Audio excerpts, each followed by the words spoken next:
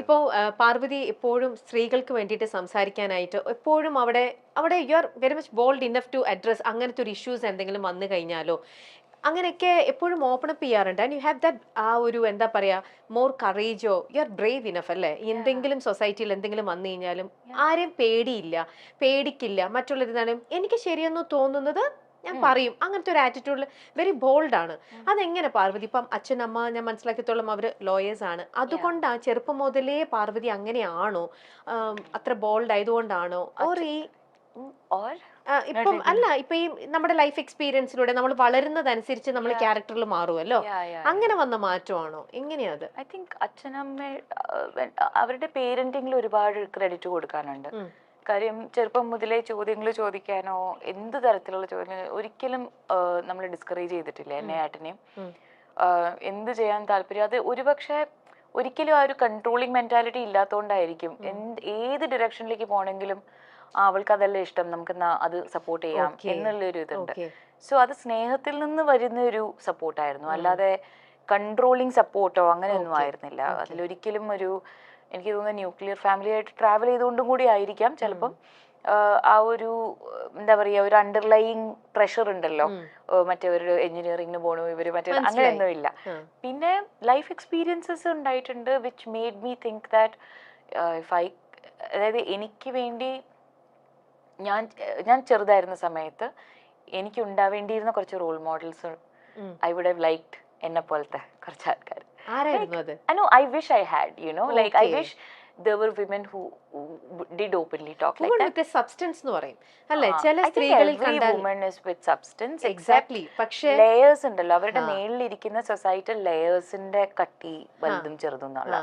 അതുകൊണ്ട് തന്നെ even my idea of being bold, my idea of openly speaking ഒക്കെ മാറിയിട്ടുണ്ട് over the period of time.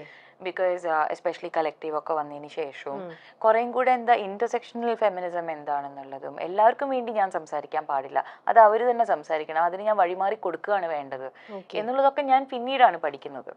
കാര്യം privilege എന്നുള്ളത് എന്താണെന്നുള്ളതും നമ്മൾ മനസ്സിലാക്കുന്നത് ഒരുപാട് ലേറ്റ് ആയിട്ടാണ്. പക്ഷെ when you know better, do better എന്നുള്ളതാണ്, instead of just sticking to your ego or whatever. So ഇനിയിപ്പം പുതിയ പുതിയ രീതിയിൽ കാര്യങ്ങൾ കമ്മ്യൂണിക്കേറ്റ് ചെയ്യാൻ ശ്രമിക്കുക, സിനിമകളിലൂടെയും ചെയ്തികളിലൂടെയും കൂടുതൽ ശ്രമിക്കുക. കുറെ ഒരു അതിനെല്ലാത്തിനൊരു സീസൺ ഉണ്ട് എന്നുള്ളതാണ്. സംസാരിക്കാനൊരു സീസൺ ഉണ്ട്, ചെയ്യാനൊരു സീസൺ ഉണ്ട്. So I feel like I M in my doing season now. So I don't think I'll be. Yeah. Committee report ഉണ്ടാക്കിയ വിവാദങ്ങൾ അമ്മ സംഘടനയെ കൊണ്ടുചെന്ന് എത്തിച്ചത് തകർച്ചയുടെ വക്കിലാണ്. അമ്മ ജനറൽ സെക്രട്ടറിയും പ്രസിഡന്റും ഉൾപ്പെടെ ഭാരവാഹികൾ നേതൃസ്ഥാനം ഒഴിഞ്ഞു.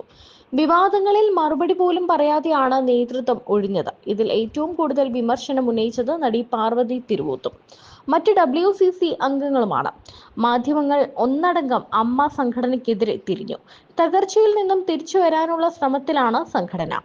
പ്രതിച്ഛായ തിരിച്ചു പിടിക്കാനുള്ള ശ്രമങ്ങൾ നടക്കുന്നുണ്ട്. ഇപ്പോഴിതാ അമ്മ സംഘടനയെക്കുറിച്ച് പാർവതി തിരുവോത്തും സുരേഷ് ഗോപിയും നടത്തിയ പരാമർശങ്ങളാണ് ഇപ്പോൾ ചർച്ചയാകുന്നത്. Important actually. കാര്യം എന്നെ സംബന്ധിച്ചിടത്തോളം എനിക്ക് തോന്നുന്ന ഒരു നടി എന്ന രീതിയിലും പേഴ്സൺ എന്ന രീതിയിലും എനിക്ക് എൻ്റെ തന്നെ ജഡ്ജ്മെന്റിനെ ചോദ്യം ചെയ്യാൻ പറ്റിയിട്ടുണ്ട്. അതായത് maybe you are not always right എന്ന്. അതായത് ക്രിസ്റ്റോ ആദ്യം എന്നെ കാണാൻ വന്നത് 2018 സോ അത് തന്നെ ഇപ്പൊ 6 വർഷമായി കഴിഞ്ഞു, റൈറ്റ്? ലൈക്ക് സോ ആദ്യം വന്നപ്പം എനിക്ക് സ്ക്രിപ്റ്റ് നല്ല ഇഷ്ടമായി, ഐ റിയലി ലൈക്ക്ഡ് ഇറ്റ്. പക്ഷെ എനിക്ക് തോന്നി എനിക്ക് ഇത് എന്നെ കൊണ്ട് എടുത്താൽ പൊങ്ങില്ല എന്ന്. ആണോ? അങ്ങനെ തോന്നി എനിക്ക്. അതെന്റെ ഇമ്മീഡിയറ്റ് ഇൻറ്റ്യൂട്ടീവ് ഇതായിരുന്നു കേട്ടോ. അത് ഞാൻ ഒരുപാട് പാർവതിക്ക് അങ്ങനെ തോന്നിയെന്ന് പറഞ്ഞാൽ അത് ഭയങ്കര നല്ല പേടിയുള്ള ആളാണത്. എനിക്ക് നല്ല പേടിയുണ്ട്. പാർവതിനെ പോർട്രേ ചെയ്യുന്ന രീതി എല്ലാവർക്കും ഭയങ്കര യെസ്. പക്ഷെ ഇറ്റ്സ് വെരി ടെല്ലിങ്. ഈ സിനിമ കാണുമ്പോൾ ഹോപ്പ്ഫുള്ളി യുൽ നോ. പക്ഷെ ഈ സിനിമ അഭിനയിക്കുമ്പോൾ എനിക്ക് പിന്നെ അത് മനസ്സിലായതാ നിനക്കന്ന് തോന്നിയത് കറക്റ്റ് ആയിരുന്നു എന്ന് എല്ലാ ദിവസവും എനിക്ക് തോന്നി. അധികം സംസാരിക്കാതെ അഭിനയത്തിലൂടെ ഇങ്ങനെ നിൽക്കുന്ന ഒരു ആവശ്യമില്ല, നല്ല സംസാരവും എല്ലാം. It's A very normal film. അത് ഇങ്ങനെ ഞാൻ പറയുമ്പോൾ വിചാരിക്കും എന്തോ ഭയങ്കര നിഗൂഢമായ ഡാർക്ക് സ്ലോ ഹിന്ദി അങ്ങനെയൊന്നും അല്ല. നല്ല ഫാസ്റ്റ് മൂവിങ് നല്ല സിനിമയാണ്. ഡോക്യുമെന്ററി ടൈപ്പ് ഒന്നുമല്ല, normal very normal film, very engaging commercial film. പക്ഷെ ദ പ്രോബ്ലം ഇസ് ക്യാരക്ടറിന്റെ വൾണറബിലിറ്റി ആയിട്ട് എനിക്ക് തോന്നിയിട്ടില്ല, എനിക്ക് ആ പക്വത എത്തിയെന്ന് എനിക്ക് തോന്നിയില്ല, സത്യമായിട്ടും തോന്നിയില്ല. അപ്പൊ ഞാൻ 2-3 ചോദ്യങ്ങളൊക്കെ ക്രിസ്റ്റ്യനോട് ചോദിച്ചു. ആൻഡ് ഇങ്ങനെ തന്നെയാണ് ക്രിസ്റ്റു സംസാരിക്കുന്നത്, ലൈക്ക് നമ്മളോട് എങ്ങനെയാണോ അങ്ങനെ തന്നെയാണ് കഥ പറയുന്നതും. So I have no reason to doubt Christo. എനിക്ക് എനിക്ക് ആ ഇന്റൻഷൻ മനസ്സിലായി. And I was also kind of surprised. How did he write these women? Like I was also like, what? എനിക്ക് ഭയങ്കര ഇതായിട്ട് തോന്നി ഇത് വായിച്ചു കഴിഞ്ഞപ്പോ. വാവ്, എനിക്ക് ഇൻട്രസ്റ്റിംഗ് ആയിരുന്നു. ഞാൻ ഒന്നാമത് എനിക്കൊരു റീഡിംഗ് ഹാബിറ്റ് ഉള്ള ഒരാളല്ല, പക്ഷെ ഇത് വായിച്ചിട്ട് ഞാൻ ഇങ്ങനെ അതിലേക്ക് പോവാണ് ഇൻ ഡീറ്റെയിലിംഗ്, ബാക്കി അറിയാനായിട്ട്. ഭയങ്കര നല്ലൊരു. 2 years later when he contacted, ഒരു പ്രാവശ്യം കൂടെ ചെക്ക് ചെയ്തു. അപ്പൊ എനിക്കറിയില്ലേ വേറെ ഏതൊക്കെ വഴിയിലൂടെ പോയിട്ട്, ഞാൻ വിചാരിച്ചു ക്രിസ്റ്റോ ഉണ്ടാക്കുന്നുണ്ടാവും വേറെ ആരെങ്കിലും കാസ്റ്റ് ചെയ്തിട്ട്. പക്ഷെ വെൻ നമ്മുടെ പ്രൊഡ്യൂസേഴ്സ് ഇതിൽ ഓൺ ബോർഡ് വന്നപ്പോൾ അത് എന്നെ ഇൻഫോം ചെയ്തു. സ്ക്രിപ്റ്റിൽ കുറച്ച് മാറ്റങ്ങളോ എന്തൊക്കെയോ കുറച്ചൊന്ന് ഒതുക്കിയിട്ടുണ്ട്, അതൊന്ന് വായിച്ച് നോക്കണോന്നൊന്ന് ചോദിച്ചു, ഇൻട്രസ്റ്റ് ഉണ്ടോയെന്ന് ചോദിച്ചു. And may be at that point I was ready for it.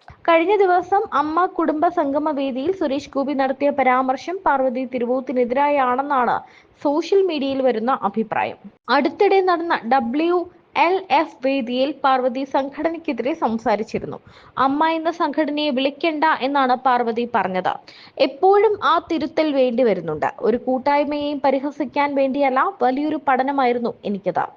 AMMA ആണ്, association of Malayalam movie artist association ആണ്.